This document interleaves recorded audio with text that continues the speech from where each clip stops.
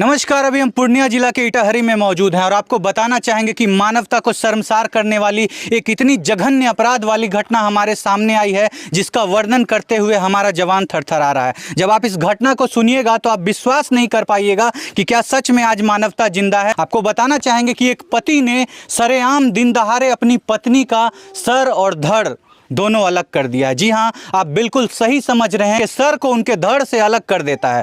और ये जो हम कह रहे हैं वो थोड़ा सा निशान नहीं बना है, पूरा सर और धड़ अलग है। अगर हम आपको वो तस्वीर दिखा पाएंगे तो हम जरूर दिखाएंगे, लेकिन आप विश्वास करिए कि अगर आप साक्षात उस तस्वीर को उस शव को अपने आंखों से देखते, आप देख नहीं पाते, मन विचलित हो जाता। वैसी हालात थी उस महिला की।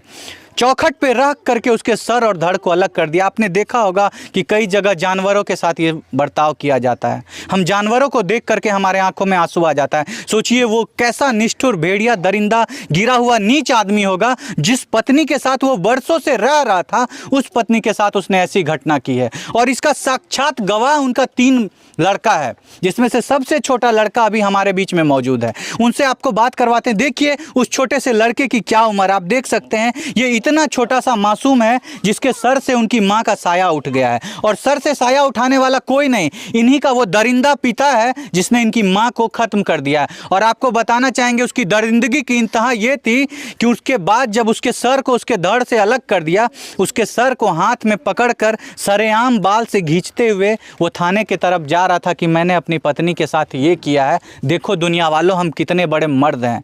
आप सोचिए कि एक जो पुरुष होता है अपनी मर्दानगी जो सारी है वो एक महिला के ऊपर दिखाता है।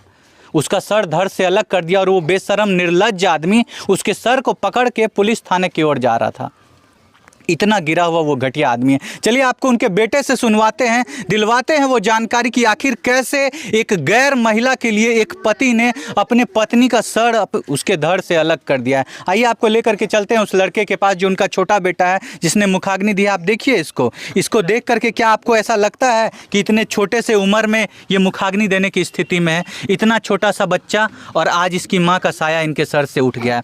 बेटा क्या नाम हुआ बेटा आपका? गौतम कुमार। गौतम कुमार आपका नाम है। आपके पापा आपकी माँ को खत्म कर दिए हैं बाबू? हाँ। उसके सर और धड़ को अलग कर दिए हैं? हाँ। अच्छा, आपके पापा ऐसा क्यों किए हैं बेटा? मम्मी तो बात करता था ना। हाँ। आता था कि ऐसे मम्मी को गाली देते थे। अच्छा, पापा किसी लड़की से बात करते थे? हाँ। और वो लड़की क्या बोलती थी पापा को? कहते थे कि मारने के लिए तो मारते थे। अच्छा, मम्मी को वो लड़की मारने के लिए बोलती थी तो पापा मम्मी को मारने लगते थे? हाँ। अच्छा बेटा, उस दिन क्या हुआ था जब आपके पापा आपकी मम्मी को ख़त्म कर दिए, जान से उनका सर उनके धड़ से अलग कर दिया? आप कहाँ थे उस समय? हम चल गए थे पढ़े ले। आप पढ़ने के लिए चले गए थे? और आपके दोनों भाई घर में ही मौजूद थे? हाँ। आपके दोनों भाई देखे होंगे ये करते हुए? हाँ। अच्छा, जब आप घर आए बेटा तो आपके भाई ने आपको क्या बताया कि पापा क्या किए हैं और कैसे किए हैं? हमरा इतने ही चीज बताया था। देखिए आपको बताना चाहेंगे, चूंकि ये छोटा सा मासूम है, ये क्या अपनी जवानी सारी बातों को बताएगा। जैसा कि इनके परिजनों का कहना है, जैसा कि यहाँ पे जितने भी लोग मौजूद हैं, जब ऑफ कैमरा हमने सबसे बात की, जब वो बता रहे थे उस घटना को, तो आप विश्वास करिए कि हमारा पूरा शरीर थरथराने लगा। उतनी बेरहमी से उसको समाप्त किया गया था। उसको बाल पकड़ के घींचते हुए दरवाजे के चौखट पे ले जाया जाता है और उस चौखट पे उसके सर और धड़ को अलग कर दिया जाता है। आप सोचिए कि ये दरिंदगी की कौन सी इंतहा है। और उसने किया क्यों है ये सब? उसने किया है इसलिए क्योंकि उस आदमी का किसी गैर महिला के साथ नाजायज़ संबंध था। वो महिला कहती थी कि अपने पत्नी को भगा दो, हमसे शादी करो, या वगैरह वगैरह जो भी बात होती थी। अभी आपने उस छोटे से लड़के की जुबानी सुना।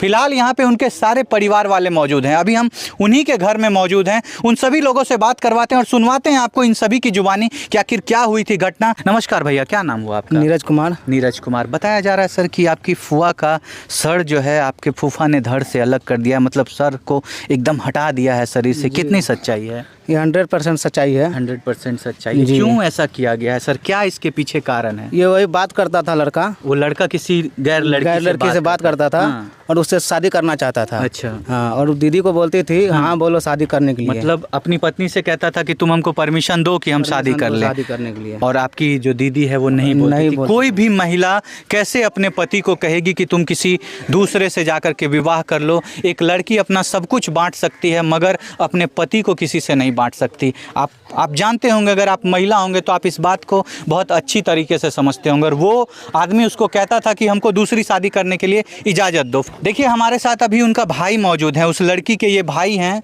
इनसे आपको सुनवाते हैं वो सारी दास्तां जो एक बहन अपने भाई से शेयर करती थी कि मेरी क्या मजबूरी है, क्यों मेरे पति हमको सताते हैं, क्या मेरे मन में डर है, क्यों हम भाग करके वहाँ से अपने मायके आ जाते हैं। ये सारी घटना और क्यों और कैसे कल उनको समाप्त किया गया है, ये सारी घटना हम आपको भाई की जुबानी सुनवाते हैं। नमस्कार भैया, क्या नाम हुआ? बबलू आपका? शर्मा सर। बबलू शर्मा। आपकी बहन थी सर? हाँ, बहन वो थी। मृतिका, जिसको इतनी बेरहमी से समाप्त किया गया। हाँ जी, बहन क्या थी। लगता है सर, क्या कारण है इसके पीछे, क्या घट रही थी घटना? आपकी बहन क्या शिकायत आपसे करती थी कि मेरे साथ क्या बीतता है, वहाँ पे क्या होता था सर? हमसे सर शिकायत तो नहीं, रक्षाबंधन से पहले आया, उसका सर फटा हुआ था, इलाज चाचा कराया यहाँ पे जब आई तो इलाज हुआ उसका। हाँ, दोनों को समझाया।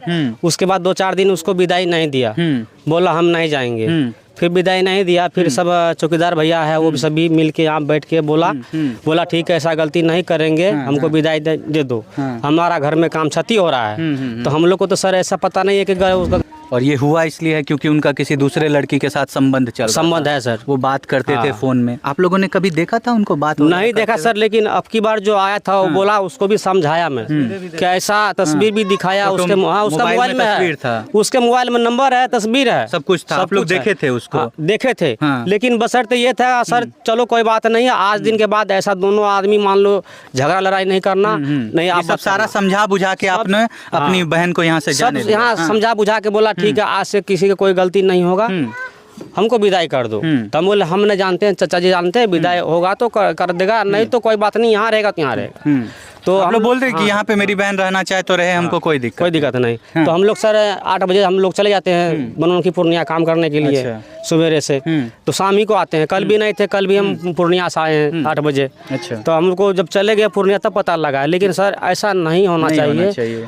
हमसे यही प्रशासन से निवेदन है कि इस पे कार्रवाई करना चाहिए, दोषी को कड़ी से कड़ी सजा मिलना चाहिए।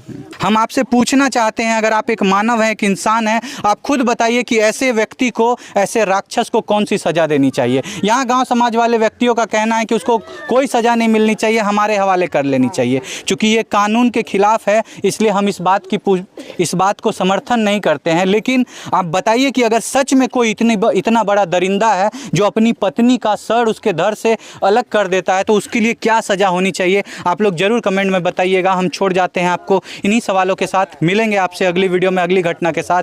तब तक के लिए आपसे अलविदा लेना चाहेंगे और कहना चाहेंगे कि अगर आपके आस पड़ोस में इस तरह की कोई घटना हो रही है और अगर आप देख रहे हैं, तो कृपया करके उस घटना को रोकने की कोशिश करिए, उस जान को बचाने की कोशिश करिए। जहां पे ये घटना हो रही होगी उसके अगल बगल जरूर समाज रहा होगा और लोगों ने सुना होगा मारपीट का आवाज। लेकिन आज इंसान इतना स्वार्थी हो गया है कि उसको कोई फर्क नहीं पड़ता है कि बगल वाले घर में क्या चल रहा है, कौन मार खा रहा है, किसके यहाँ पे क्या हो रहा है। बगल में जो भी हो रहा है उसको होने दो। अगर आज आप इंसानियत दिखाते, उनके बगल वाले इंसानियत दिखाते, तो शायद इस छोटे से मासूम की माँ जो है वो अभी जिंदा होती।